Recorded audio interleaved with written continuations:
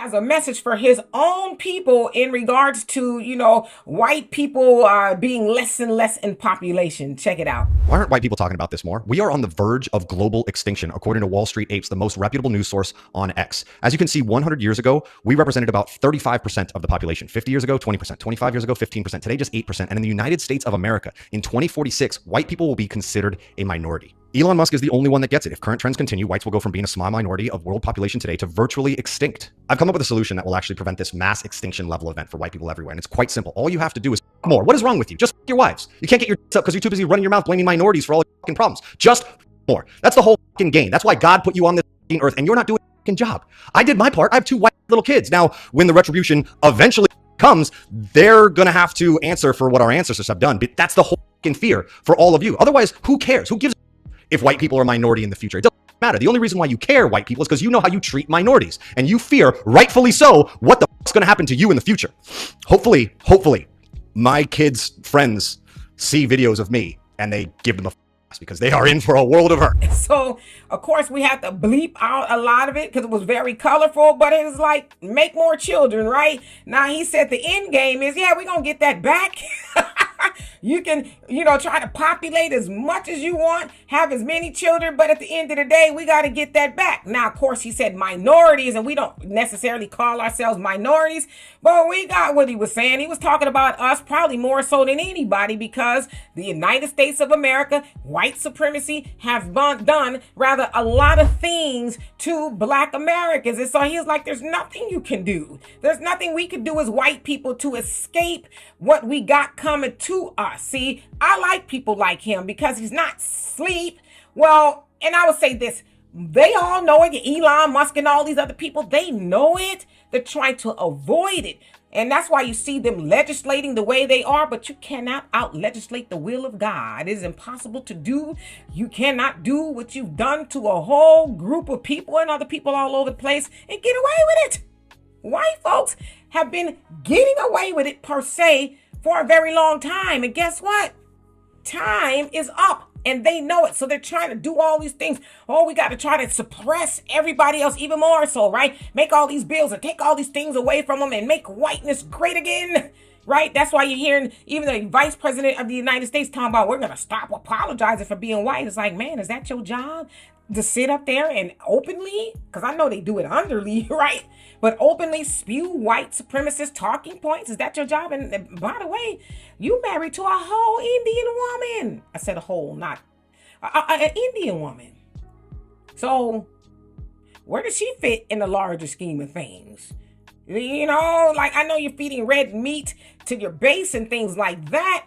But to this man's point, y'all got to get that back, whether you want to or not. You don't get to tell, karma, the laws of the universe. Nah, I'm good. I don't want that back.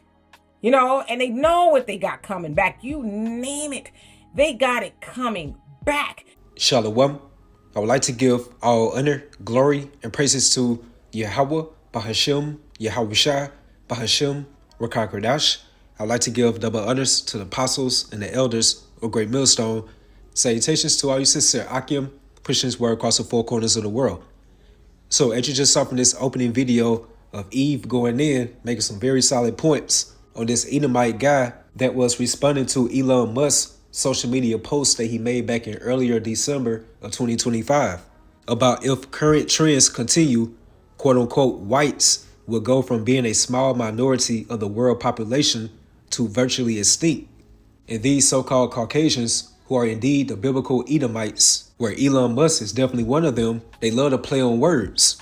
For instance, the word minority, and more so what group of people they would define that term upon in modern times, where they like to falsely label or categorize us as the biblical Israelites, who are you so-called Negroes, Latinos, Hispanics, and Native Americans, as the minority, meaning a small group within society.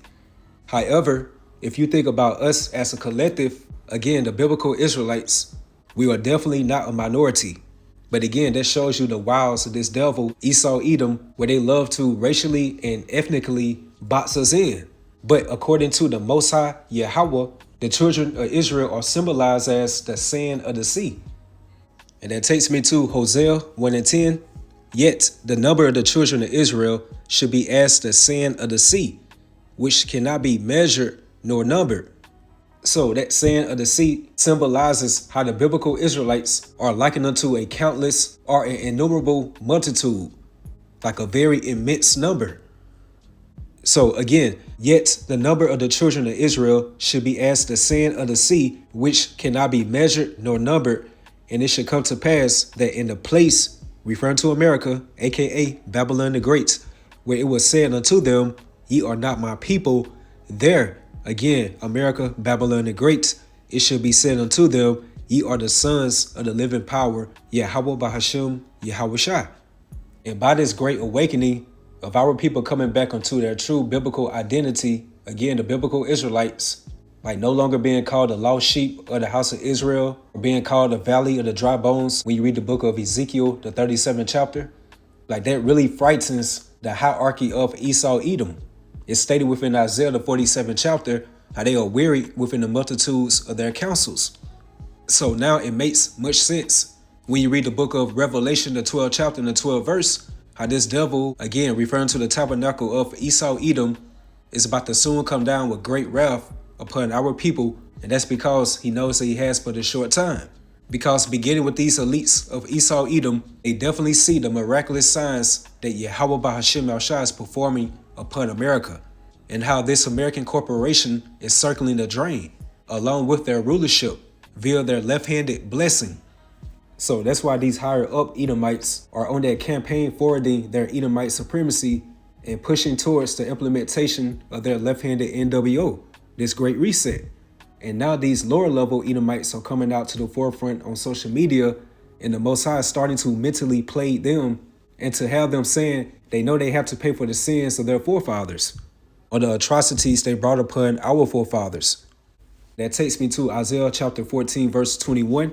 Prepare slaughter for his children for the iniquity of their fathers, that they do not rise, nor possess the land, nor fill the face of the world with cities. So if the Most High Yahweh punish us as his chosen people via the deeds of our forefathers, because we are our forefathers coming back in a process called reincarnation, then how much more these other heathen nations, especially the nation that he has an indignation with forever, which are the biblical Edomites. And no one can't say that the Most High is not fair. Like he literally allowed every nation that we see in today's time to be given a chance to rule, and even being over us as the biblical Israelites. Like we have been subjugated unto all nations one point of time or another. Now everything's coming back in full circle, hence these end time biblical prophecies where the chickens coming home to roost, meaning that you have to face all the consequences of your past actions. And that's by touching the apple of the Most High's eyes, the Israelites. And that takes me to Zechariah 2 verse 8. For thus said the Lord, YAHAWAH BAHASHAM Yahushua of hosts, after the glory have he sent me unto the nations which spoiled you. And the word spoil goes into like to impair or to destroy the quality or the value of. Like Esau really furthered the affliction of us discontinuing from our heritage. And by adhering to Esau Edom's principles, code of conduct, ethics, and being cultivated within his mannerisms, we became as a nation degenerates, uncivilized. We were likened unto beasts. And that's because we did not have that spiritual discernment to decipher or judge what is wrong or what is right according to the standard of YAHAWAH BAHASHAM YAHUSHA. So again, for thus said the Lord, YAHAWAH BAHASHAM Yahushua of hosts, after the glory have he sent me unto the nations which spoiled you, again like spiritually, mentally ruin us. For he that toucheth you, toucheth the apple of his eye. And on the blue letter, once you go to the word apple right here for the definition, it says something hollowed as a gate. And here's the point, i.e. pupil of the eye. And the pupil is that black circular opening in the center of your iris. Like someone pokes you in the eye, it becomes easily irritated or sensitive. And that's exactly how the Most High through his only begotten Son, Yahawashi, are when anybody trying to bring harm upon us as his chosen people. That's why it stated within Baruch 4:26, my delicate ones, which are referring to the Israelites, have gone rough ways, and were taken away as a flock caught of the enemies. And those rough ways can be referenced into the transatlantic slave trade from a physical perspective, and via the diaspora or the diaspora, which means the scattering of the Israelites. Once we got settled wherever they took us to, from a spiritual perspective, we started to follow every wind and doctrine that Esau administered unto us, hence being called the lost sheep of the house of Israel. And that takes me to Baruch chapter 4 verse 10. For I saw the captivity of my sons and daughters, which the everlasting brought upon them. So our downfall as the Israelites was all orchestrated by the Heavenly Father Yahawah through his only begotten Son YAHAWASHI, which was all due to our disobedience as a nation. Verse 11. With joy did I nourish them, but sent them away with weeping and mourning. Let no man rejoice over me, a widow and forsaken of many, who for the sins of my children am left desolate, because they departed from the law of the Most High Yahawah. They knew not his statutes, nor walked in the ways of his commandments, nor trod in the paths of discipline in his righteousness. Verse 14. Let them that dwell about Zion come, and remember ye the captivity of my sons and daughters, which the everlasting have brought upon them. For he have brought a nation upon them from far, a shameless nation. And that main shameless nation is referring to the tabernacle of Esau Edom. And when you read Deuteronomy 28 and 49 of the curses of the biblical Israelites, it goes into how the Lord Yahawah should bring a nation against thee from far, from the end of the earth, and as swift as an eagle flieth, and a nation whose tongue you should not understand. All right, so it says again, for he had brought a nation upon them from far, a shameless nation, and of a strange language. Because when these Edomites mainly came to the western shores of Africa, you had the English, the Spanish, the Portuguese, the British, the Dutch, and also the French. And we started speaking their native tongues. So again, verse 15, for he brought a nation upon them from far, a shameless nation, and of a strange language, who neither reverence old man nor pitied child. And you can simply Google slave boy picking cotton, and you will see like a young Jake, and no older than 3 or 4 years old, out there on a slave plantation, picking cotton with a bag. So no one came to the rescue of that young boy, nor the elderly who was out there picking cotton in those hot summers. But according to these so-called Christian Edomites and the sellouts of our people that adopted that Christianity route, just want us to have amnesia and sweep that under the rug. But according to Deuteronomy 32 verse 7, the Most High stated or commanded to remember the days of old. And that's exactly why you prideful Edomites beloved America is crumbling.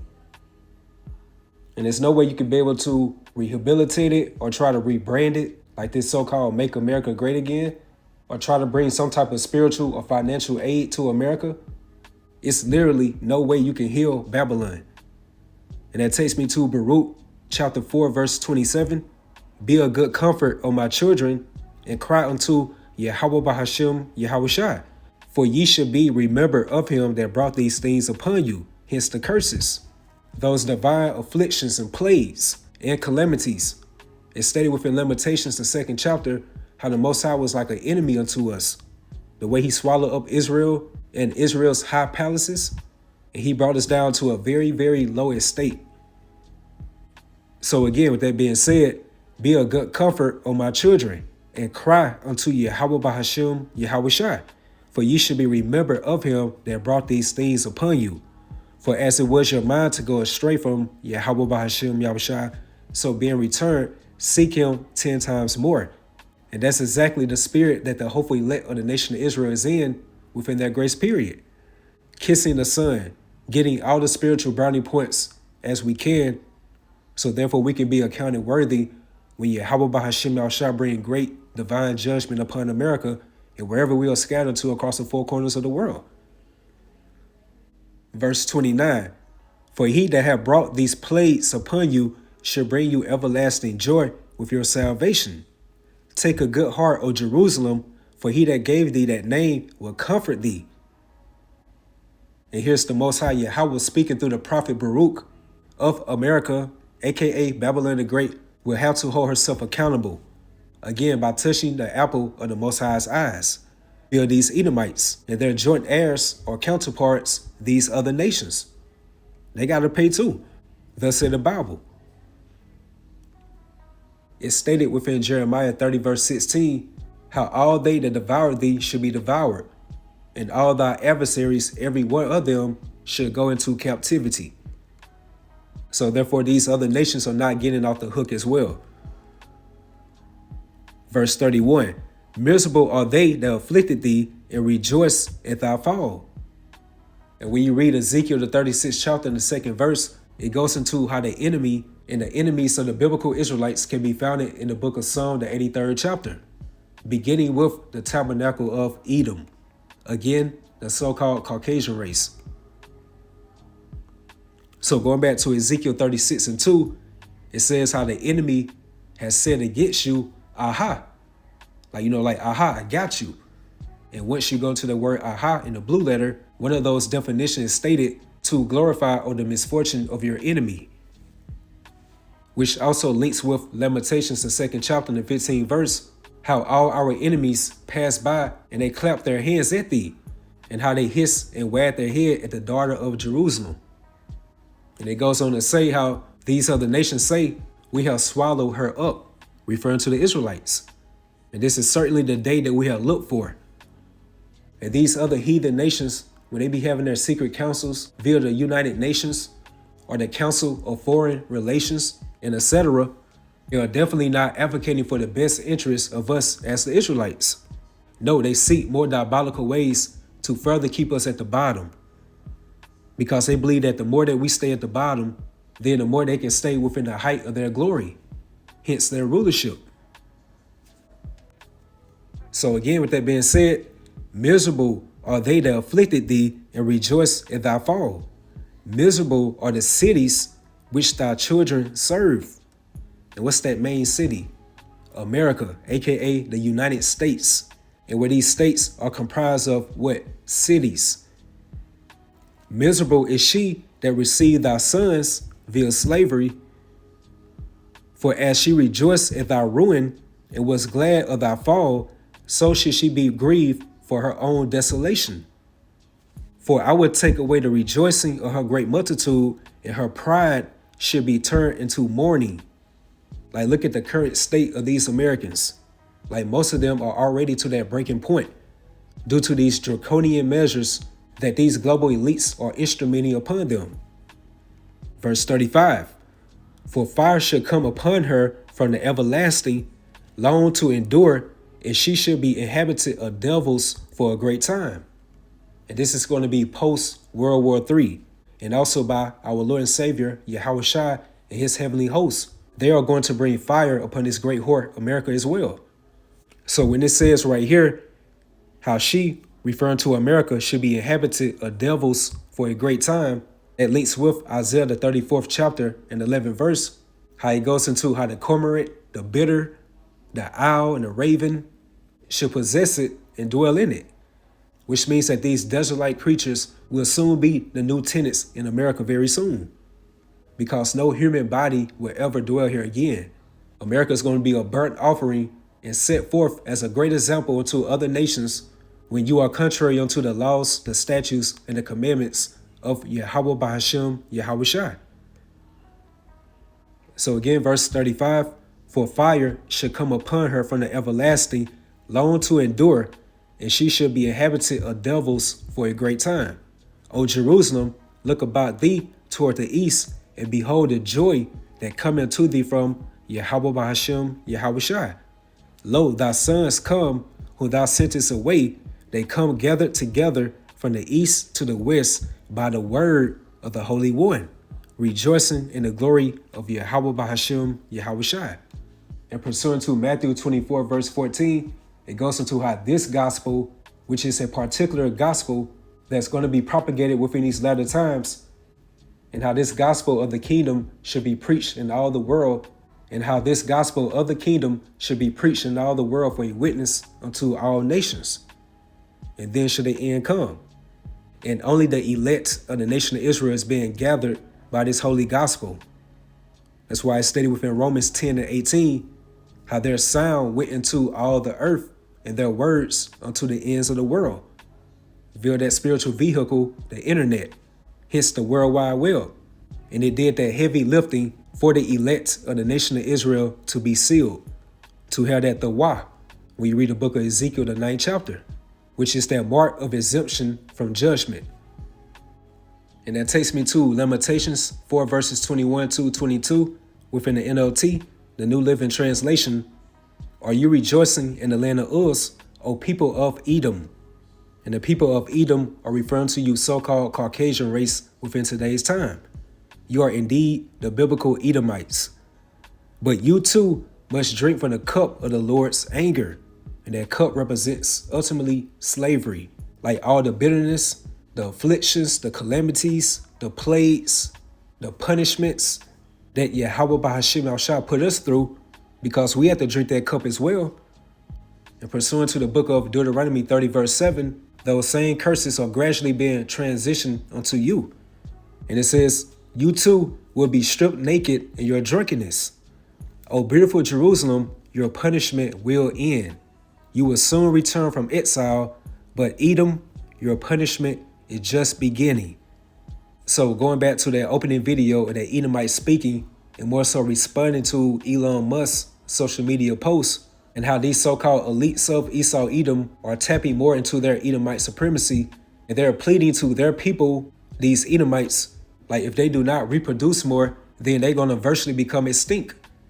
However, that's not the case, because these Edomites will soon be subjugated unto us in the next kingdom to come, which is the kingdom of YAHAWASHI. It can be interchangeable with the kingdom of heaven. According to Revelation, the 13th chapter, in the 10th verse, how he that leadeth into captivity should go into captivity, and how he that killeth with the sword must be killed with the sword. And here is the patience and the faith of the saints, and the saints are the Israelites.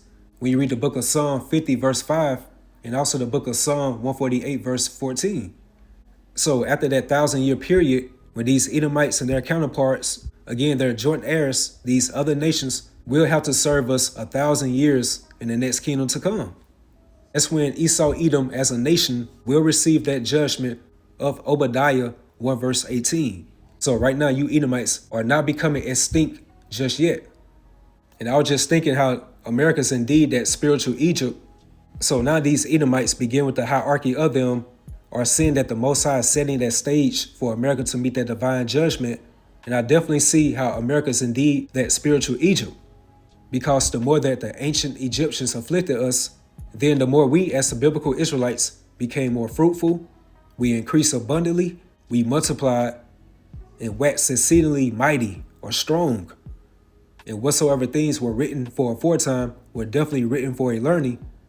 How much more this new spiritual Egypt, which further explains why these elites of Esau Edom are worried that they are becoming extinct, because they see that the so-called minorities, again referring to you Israelites, are continually multiplying and growing, which is another aspect how this devil is soon about to get ready to come down with great wrath, and how this dragon was very wroth with that woman. But it's all good, because unto the hopefully elect, just like the Most High YAHAWAH heard our cries back in ancient Egypt, how much more now within the new spiritual Egypt. So with that, hopefully you all was edified, you all stay strong, keep pushing forward. Shalom.